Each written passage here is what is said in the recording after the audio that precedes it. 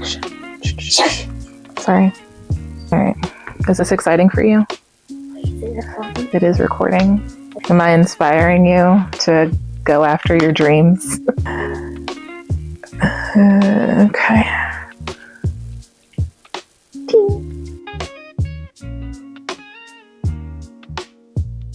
Hello, welcome back to Gnomes and Novels. My name is Delinda, your mood reading bestie. I have a new project in mind, and I hope with these vlogs it is going to keep me intentional with my reading, honest with my reading. If I'm setting a goal, I'm actually going to commit to it. So we all have some favorite authors that we have previously read and really enjoyed their books. My goal is I went through my story graph and looked at books that I've rated 4 and 5 stars. Between them, they do the 4, 4.25, 4.5, and 4.75, and then up to 5. So I have looked at all of those books and I have made a list. I will pop the screen record here, but I have made a list of all the authors that I have not read their backlist already. And so this is kind of like reading the backlist of some of my favorite authors. I have created a cute little spinner wheel here. Let's see how many authors I have listed. Oh, Lord. It looks like I have 54 authors. And that's not books. That is 54 authors that I have read 1 or 2 of their books that I've really, really enjoyed. And there are some authors that didn't make the list because I have read their whole collection. It could just be like the author only has 1 book out, or the author might have, 3 or 4 books out. And this has been over the few years that I have been actively back reading, and the authors that I've actually been able to log on Storygraph and Goodreads and stuff like that. So we have our spinner wheel of all of the authors, and let's just go ahead and give it a spin and then see what our first author is going to be. And my hope is that I'll be able to find 2 to 3 books that I'll be able to then create a vlog for. So this will be an ongoing series, if you will. So yeah, let's see what our first author is going to be. It has been shuffled. And let's do our first spin. Oh, we have noise. Okay. Okay, Ashley Poston. I support this. Alrighty. And then we'll hide it for next time. Sweet. Okay. I like this. I like this concept. Alrighty. So let's see what books I have already read of Ashley Poston. She writes some of my favorite magical realism stories, and I know I definitely have, she's got one coming out, something garden, and I know it's on my TBR. Like, it just sounds so, so cute. Okay, so I have read both The 7-Year Slip and The Dead Romantics, and I absolutely loved The 7-Year Slip. Dead Romantics, not so much. Let's see what of her books are like something that I really am being called to read. The Someday Garden, that's what it is. And that was just published June 16th. So I will definitely be able to do that one. Oh, I'm so excited, because that one is one that I've yeah, I need to read that one. So The Someday Garden. There was another one. So I really don't like stories around music. Again, I have not maybe found the right one, but the few books that revolve around music have not really been my cup of tea. So I know she has Sounds Like Love that came out last year. And let's see. So it looks like we have a songwriter. Let's just read it, because what are we doing? Okay. Joni Lark is living the dream. She's one of the most coveted songwriters in LA, and she can't seem to write. There's an emptiness inside her, and nothing seems to fill it. When she returns to her hometown of Vienna Shores, North Carolina, she hopes that the sand, the surf, and the concerts at the Revelry, her family's music venue, will spark her inspiration. Okay, maybe. I know I just said that music and things like that don't really spark my interest, but I do love outdoor concerts. I love outdoor scenery and things like that. So, okay, Sounds Like Love, a novel love story. That was another one. I was hearing mixed reviews, so I don't know. I think this one was something about the main characters insert themselves in stories or something of that nature. So, a professor of literature finds herself caught up in a work of fiction, literally. Eileen Merriweather loves to get lost in a good, happily ever after, the fictional kind, anyways, because at least imaginary men don't leave you at the altar. She feels safe in a book at home, which might be why she's so set on going to her annual book club retreat this year. She needs good friends, cheap wine, and a grand romantic gestures, no matter what. But when her car unexpectedly breaks down on the way, she finds herself stranded in a quaint town that feels like it's right out of a novel. Because it is. Okay. All right. Well, then there's that. So I got excited as I was reading it. Okay, so for the books that I am going to read, my hope is that I can do not a couple of these a month. That'll just kind of be like too much with my, my most authentic self. But I do hope to do a couple of these a year, which means I am going to be around for some time. So the books that I'm going to read for our first author spotlight of Ashley Poston is A Novel Love Story, Sounds Like Love, yeah, and then The Someday Garden. And then you know what? I just saw Bookish and the Beast. We're getting crazy here. This one I think is like a part of a Once Upon a Con series. Okay. So they take Disney stories and mishmash them to something else. So Bookish and the Beast, I love I love a B&B. It says Beauty and the Beast is retold in this beloved Starfield universe. Rosie Thorne is feeling stuck on her college application essays in her small town and on that mysterious General Sand cosplayer she met at ExcelsiCon. Clearly, I don't go to these cons. Most of all, she's stuck in her grief over her mother's death. Her only solace was her late mother's library of rare Starfield novels, but even that disappeared when they sold it to pay off hospital bills. On the other hand, Vance Raines has been Hollywood royalty for as long as he can remember, with all the privilege and scrutiny that entails. When a tabloid scandal catches up to him, he's forced to hide out somewhere in the paparazzi would never expect to find him. Small town USA. Okay. This one might be a maybe. I am not really a huge fan of like Hollywood stars being displaced elsewhere. It just doesn't excite me. So this one is like a maybe, but that means that's 4 books for this one. Okay. So I will follow up whenever I pick up the first book. Over here. We just pulled up to the library. I have a couple of my books that I placed on hold for the Ashley Poston reading, so that is what we are here to go grab real quick. Asked her if she wanted to get me books, and she said I wanted to play on games. She wanted to play on the computer, but we have other plans, so that is not in our cards today. I was still gonna do it. We're not going to play on the computer. We're going to go in and grab these books.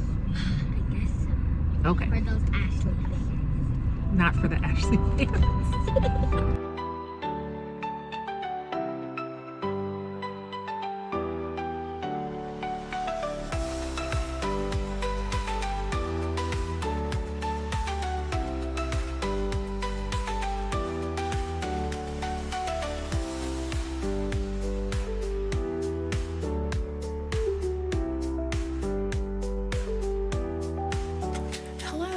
This is our first update for Sounds Like Love by Ashley Poston.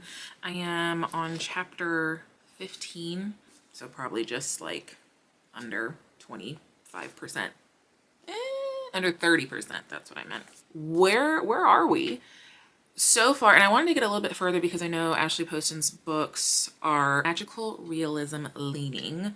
And then, sometimes we kind of have to get a little bit further into the story to really understand what's going on. I had previously mentioned that books about music and things are not always my favorite. So it may just be, the story itself, the writer, how they decide to execute their stories and such. But so far, right now we have our main character, Joni, who is a songwriter. She's gone about a year without actually writing successful song. In the beginning of the story, we are kind of like we start at a concert, and there's this other well-known musician who hasn't really been on the scene for some time. So I thought, you know, maybe like that's the love interest, right? So then he kind of like disappears from the story altogether. There's typically some sort of like family, I don't want to say drama, but like family emotional hardship happening in her stories. Again, I've only read the two, the one about where her father passes, and then the 7-year slip was her grandmother, I believe, grandmother, great aunt, favorite aunt. So there is always like an emotional familial hardship in her stories. And so in this one, we do find out that her mother was diagnosed with something.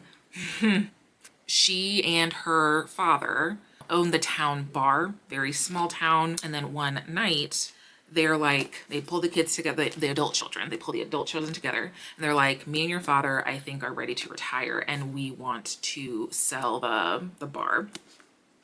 That night, we then get our magical realism moment. Towards the end of the night, she starts to hear a voice in her head. We don't really know who this is. We just know it's a guy. And so I will kind of leave it at that going forward because I don't want it to be like spoilery. I don't know who this character is. We have gotten through a couple of days now where they are having like these internal conversations, and it's really funny because it's cute banter, but it looks on the outside, it looks like she's arguing with herself because she is verbally responding. And then she even says this one time when she's like at the coffee shop and she's talking to herself, and then she happens to look over and there's some teenagers like side-eyeing her, and then she realizes that like, oh, I look like a crazy person. So going forward, I will just say that it is the voice in her head who is also responding to her as well. Like we find that whatever he is listening to, whether it be a conversation or a thought that he has, like she can also read his mind. So they are like crossing mind waves here. And I find that to be really interesting. So I am curious. There are two people dancing on the cover. So I wonder what this means, how we're gonna get here. I was not expecting this like interconnected moment, so that does give it an extra level of intrigue. And yeah, Ashley Poston is pretty good about the banter. Oh my gosh, oh, that's what it was. So just now, chapter 14, we get a cameo, and that's all I can say. I don't really think it's a spoiler, but it is a very like cute, funny moment. I don't know if her stories are actually like connected somehow, but we do get a cameo from characters of stories past. So that is what I will say. And I literally squealed because I was like, wait a minute, why would she put that same name of a different character in this story? And then they said like another name of another character, and I was just like, wait a minute. So I got really, really happy for that moment. That was my update for this one. I am enjoying it. It is not completely like music centered. It's more along the lines of, I need to write another hit song. How am I gonna get there? So I think that's probably more why I'm enjoying it a little bit more. So I'll see you at the next update on this one. Let's turn some of these things off. Oh gosh.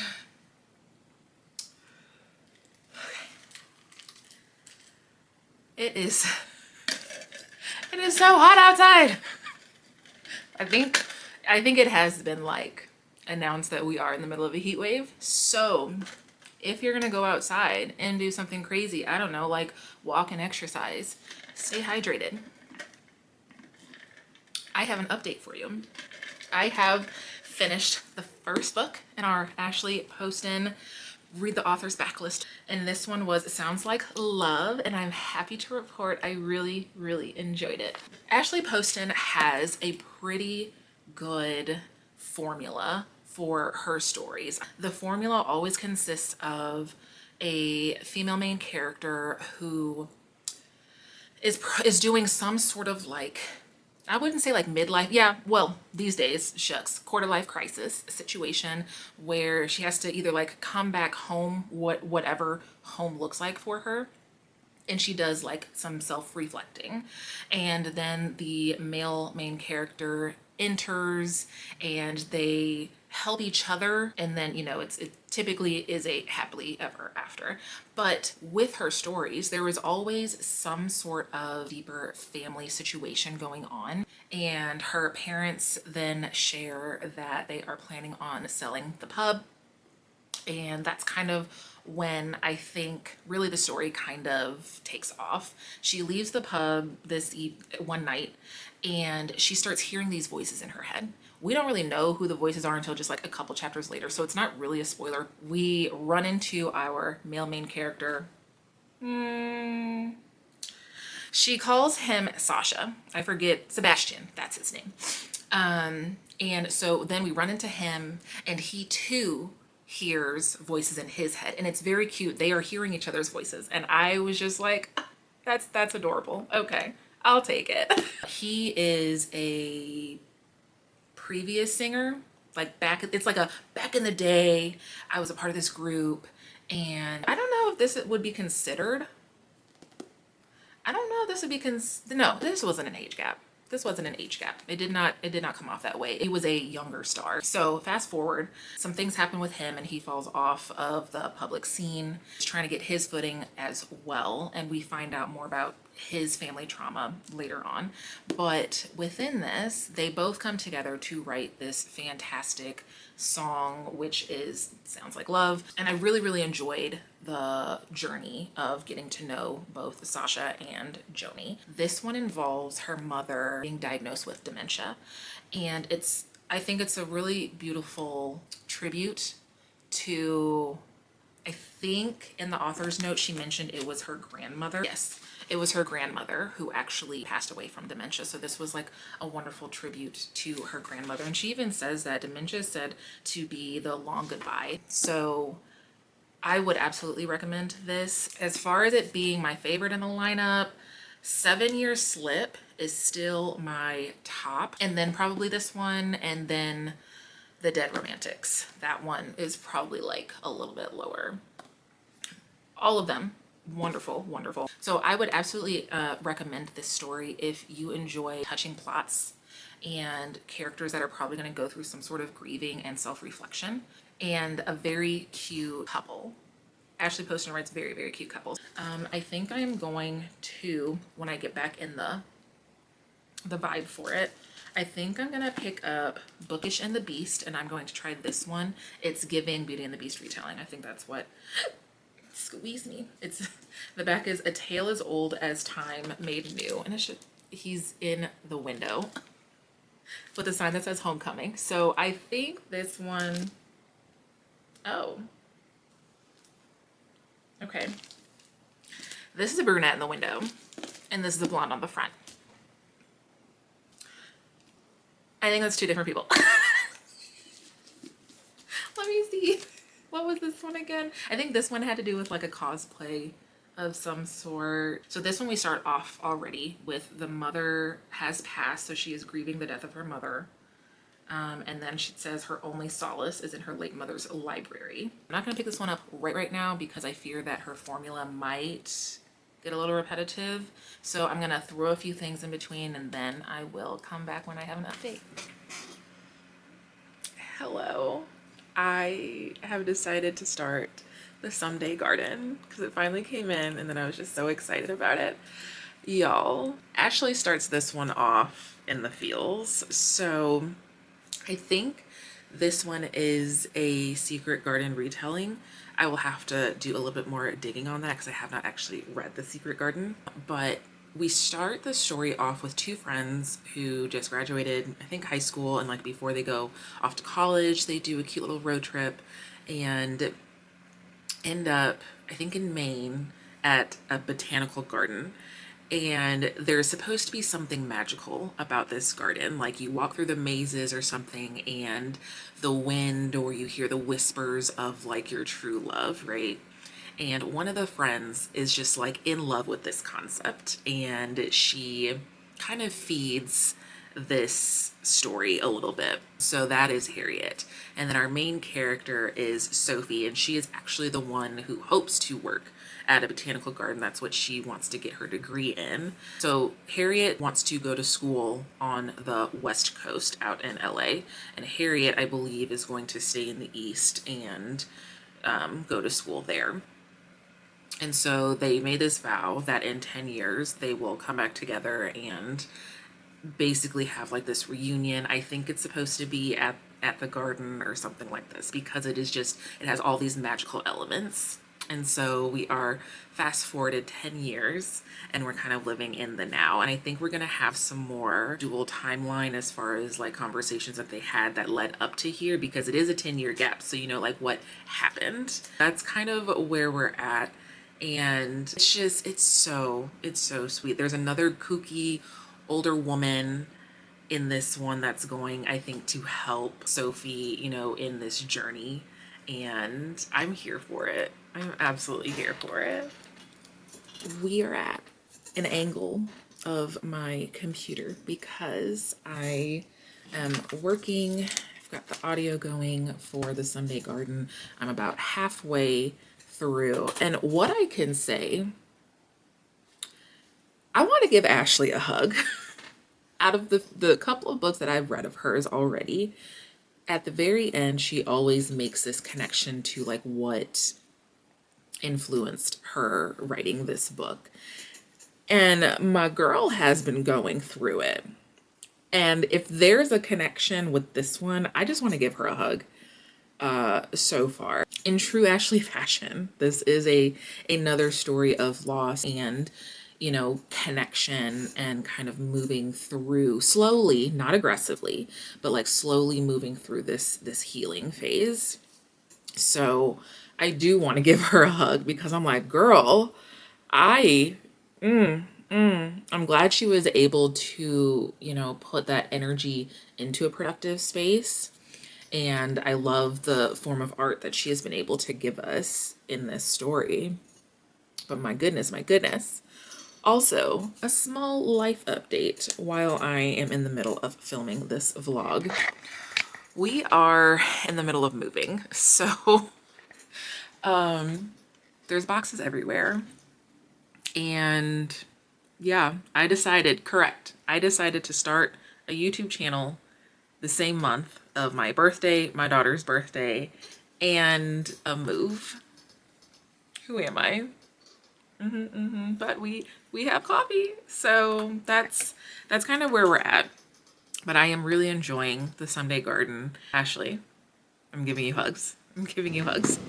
I have news. I finished the Sunday Garden, and it was so good. Thankfully, there was no epilogue as far as like a personal connection, because I think in the last clip I was like, oh my gosh, so much is just happening to this poor woman and I just want to give her a hug. What I did really like with this story was we have this garden where I think in the beginning of the story they mentioned something about like you go to this garden and you hear the voice of your loved one or your true love or something like that.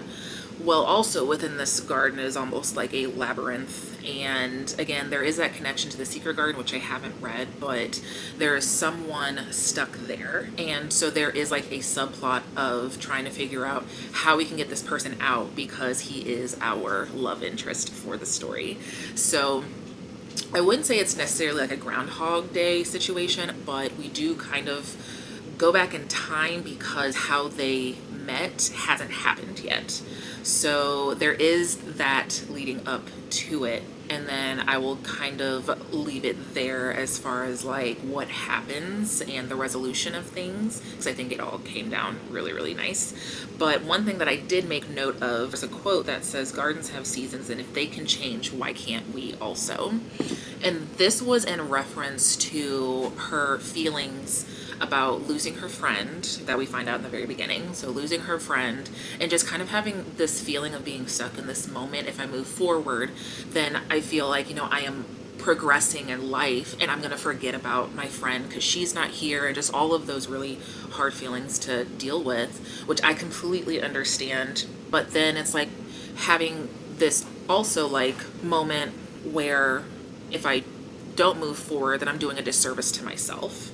And that's not what my friend would want, or, you know, your loved one would want for you. So there's definitely a beautiful healing story with this one.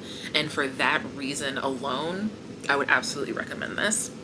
Now, I know I had another book potentially for this vlog, but I think I'm going to stop the vlog here because I don't want to get burnt out on this same formula. Some authors tend to write in the same formula, and that's great. Frida is another one that I cannot read back to back. She is truly a palate cleanser, but I don't want to get burnt out on their formula and then not enjoy the next story. So I'm going to end the vlog here. If you enjoyed this, make sure to let me know with any kind of comment, or if you have read any of these books that I have mentioned here, and I will see you in the next Author Spotlight. Happy reading.